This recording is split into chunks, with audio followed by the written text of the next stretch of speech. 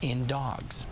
Today is going to be hotter than yesterday, but later this week we have a day where we might even hit the triple digits. Dan? Yeah, I looked at all of that new information, and now I have a day. I've picked a day out, and I'll show it to you in a minute. Right now, we are looking downtown Salt Lake City. This is from Holiday. A little light northwest wind and hot weather. Let me show you the big picture. The country, the United States, thunderstorms are rumbling around Atlanta. Thunderstorms in Florida. Let's get in just a little bit closer, and you can see a line of storms now over eastern Nebraska, parts of Kansas and Oklahoma. This is going to turn into some severe weather this afternoon. Now, the monsoon is at bay right now. You can see nothing in New Mexico. Most of it is pushing into North Texas, so there really isn't much of a chance for storminess here, but I thought it'd be fun to look at the Hawaiian Islands. There they are. This is the typical trade winds. They're getting those afternoon showers that push up on the leeward side of the mountains. Let's go way up into the top of the Gulf of Alaska. This is where the main storm track is. Right now, a storm moving into the Aleutians and one coming into Juneau. And this is where the storm track should be this time of the year, lifting north of Utah. That leaves us under high and dry conditions. And until this high pressure zone here moves towards the Four Corners area, nothing can get around the periphery of it. Nothing can come around the edge of it. We call that the monsoon. So as long as that high pressure kind of stays where it is, we're certainly not going to see a whole lot of difference in the weather for the next couple of days anyway. And you can see on the satellite picture there really isn't much going on. 89 in Salt Lake City, 83 in Blandy, 97 in St. George.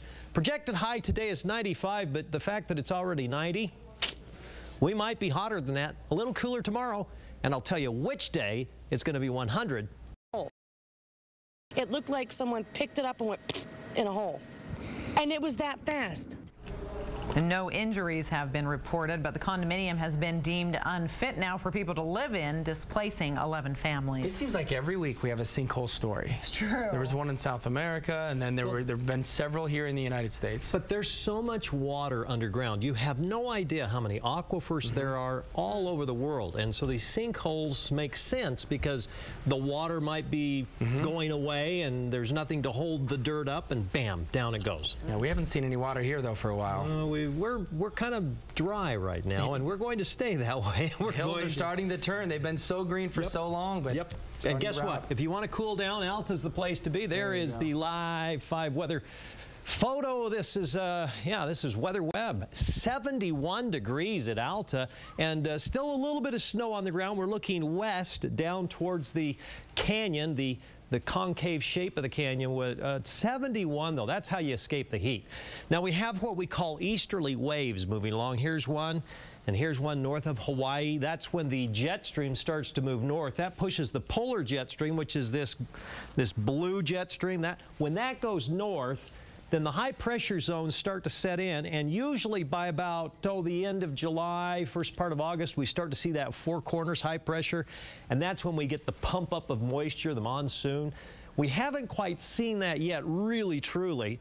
What we have seen is a ton of moisture across the eastern United States, and they have been deluged, as we talked about in an earlier story, with all kinds of water. It's hot. 89. Yesterday at this time, it was in the low 80s. So it's going to be a very hot day today, and you can see it's 97 in St. George. We'll add 10 degrees to that before all is said and done. This heat is going to build, and eventually it's coming north. The good news is it's going to kind of be suppressed southward for 2 days before it comes north. So that's sort of the scenario we're looking at. Here's where the jet stream is right now, bringing in slightly cooler air. Notice the polar jet stream is up to the north. So that's the northwest drier flow that's coming in across northern Utah. But look what happens. This high backs up a little bit, a little tropical moisture, kind of I-70 southward. So you'll see some thunderstorms in the Wasatch Plateau and this Henry's and down towards Boulder Mountain, mainly in the mountains, not in the valleys. And that'll be, again, as I mentioned, on on Wednesday, okay? So 91 in Vernal today, a few clouds, 96 Green River, 102 Lake Powell, 107 St. George, 94 Manti, 100 today in Delta. So it's hot. But the next several days, we get one day just slightly down, and then we're right up there, 107 to 109, and a slight risk for thunderstorms in the afternoons and evenings. 80s in Wyoming, 90s through the Wasatch Front today. And folks, yeah, that's hot. But here's the good news and the bad news. We go down a couple of degrees Tuesday. We're down to 90 Wednesday. And then Saturday is going to be 100. Okay, first 100 of the season. We average 5 of them during the year. We usually get 1 in June, 3 in July, and 1 in August. Okay. So that'll be our first one. We're due. All right. Thanks, Dan. You're welcome. Well, some